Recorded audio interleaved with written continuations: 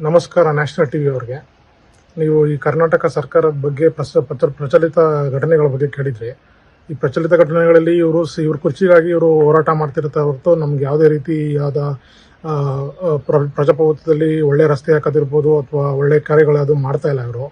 ಇವರು ನಾಯಿಗಳಿಗೆ ಬಿರಿಯಾನಿ ಹಾಕಕ್ಕೆ ಹೋಗಿದ್ದಾರೆ 2,88,00,000 ಕೊಟ್ಕೊಂಡು. ನಾಯಿಗಳಿಗೆ ನಮ್ಮನೆ ಹತ್ರ ನಾವು ಇರೋ ನಾಯಿಗಳಿಗೆಲ್ಲ ನಾವೇನೇ ಊಟ ಹಾಕ್ತಿದ್ದೀವಿ. ದಯವಿಟ್ಟು ನೀವೇನು ಊಟ ಹಾಕ್ಬೇಡಿ. ಅದೇ ದುಡ್ಡಿದ್ರೆ ಆದ್ರೂ ಬಡ ಏನೋ ಒಂದು ಹೆಲ್ಪ್ ಆಗಲಿ ಮಾಡಲಿ. ಮತ್ತೆ ನೋಡಿ, ಇವರು ಒಬ್ರು ಪ್ರಜೆ ಇದ್ದಾರೆ. ಇವ್ರು ನೋಡಿ, ಇವ್ರು ಹೇಳ್ತಾರೆ ಅವ್ರಿಗೆ 2,000 ರೂಪಾಯಿ ಅವ್ರಿಗೆ ಗೃಹಿಣಿ ಅಂತ ಕೊಟ್ಟರು. ಅವ್ರಿಗೆ ಏನ್ ಬರ್ತಿದೆ ಅಂತ ಅವರೇ ಹೇಳ್ತಾರೆ, ಕೇಳಿಸ್ಕೊಳ್ಳಿ. ನಮ್ಗೆ 2 ತಿಂಗಳಿಂದ ಬಂದೇ ಇಲ್ಲ ದುಡ್ಡು. ಯಾವ ದುಡ್ಡು ಹಾಕ್ಲಿಲ್ಲ. ನಾವೇನೋ ಇದು ಬರುತ್ತೆ ಹಾಕ್ತಾರೆ ಅಂತ ಅದ್ ನಂಬ್ಕೊಂಡು ನಾವು ಏನೇನೋ ಮಾಡ್ಕೊಬಿಟ್ಟಿದೀವಿ, ಚೀಟಿ ಪಾಟಿ ಅವರನ್ನ. ನಮ್ಗೆ ಈಗ 2 ತಿಂಗಳಿಂದ ಬರ್ತಾ ಇಲ್ಲ, ಏನು ಇಲ್ಲ. ನಾವೇನ್ ಕೇಳಿದ್ವಾ ಇವ್ರನ್ನ ಕೊಡಿ ಅಂತ? ಈಗ ನೋಡಿ, ಅಷ್ಟು ದಿವಸ ಕೊಟ್ಬಿಟ್ರು, ಹಿಂಗ್ ನಿಲ್ಸ್ಬಿಟ್ರು. ಈಗ ನಾವು ಏನ್ ಮಾಡೋದು ಮಧ್ಯ? ನೋಡಿ, ಹೀಗೆ ಸುಮಾರು ಜನದ ಅಳಲು ಇದೆ. ಯಾರಿಗೂ ಗೃಹಲಕ್ಷ್ಮಿದು 2,00,000 ರೂಪಾಯಿ ಯಾರಿಗೂ ಬರ್ತಾ ಇಲ್ಲ. ಇನ್ನೇನು 3-4 ತಿಂಗಳಿಂದ ಯಾರಿಗೂ ಬಂದಿಲ್ಲ. ಮತ್ತೆ ಈಗ ಅಕ್ಕಿನೂ ಸರಿಯಾಗಿ ನಮ್ಮ ಟೈಮ್ ಕೊಡ್ತಾ ಇಲ್ಲ. ಇವ್ರು ಇಷ್ಟ ಬಂದಂಗೆ ತಿಂಗಳು ಕೊನೆ ಕೊಡ್ತಾರೆ.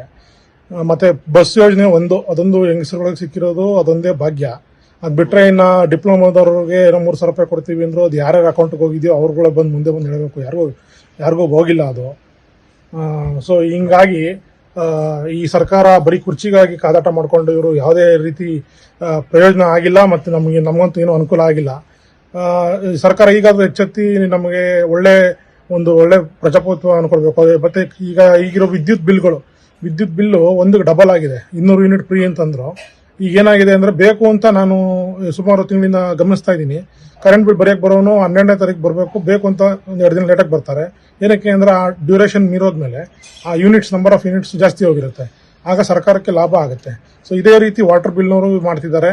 ನಂಬರ್ ಆಫ್ ಯೂನಿಟ್ ಜಾಸ್ತಿ ಆಗ್ತಿದೆ, ಬಿಲ್ ಜಾಸ್ತಿ ಬರ್ತಾ ಇದೆ. ಸೊ ಈ ಕರೆಂಟ್ ಯೋಜನೆಯಿಂದನೂ ಯಾವುದೇ ರೀತಿ ಯಾರಿಗೂ ಬೆನಿಫಿಟ್ ಆಗಿಲ್ಲ. ಸೊ ಈ ಸರ್ಕಾರ ಫೇಲ್ಯೂರ್ ಆಗಿದೆ. ನಾನು 5ಕ್ಕೆ 2.5 ಅಂಕ ಕೊಡಲು ಇಷ್ಟಪಡ್ತೀನಿ. ನನ್ನ ಹೆಸರು ಕುಮಾರ್ ಅಂತ, ಬೆಂಗಳೂರಿನಿಂದ ಮಾತಾಡ್ತಾ ಇದ್ದೀನಿ. ದಯವಿಟ್ಟು ಈಗಾದರೂ ಸರ್ಕಾರ ಎಚ್ಚೆತ್ತು ಇದು ಮಾಡಿ. ಹಾಗೆ ಈಗ ಇನ್ನೂ ನಾನು ನೋಡುತ್ತಿರೋ ಪ್ರಕಾರ ಈ ಚೀಟಿ ಹಗರಣಗಳು ಮತ್ತು ಈ ಸುಮಾರು ಮೋಸ, ಈ ಕಾನೂನು ಸುವ್ಯವಸ್ಥೆ ಅಂತ ಹೇಳ್ಬೋದು, ಅದು ತುಂಬಾ ಹದಗೆಟ್ಟಿದೆ. ಅದನ್ನು ಯಾವುದೇ ರೀತಿ ಕಂಟ್ರೋಲ್ ಮಾಡ್ತಾ ಇಲ್ಲ ಇವರು.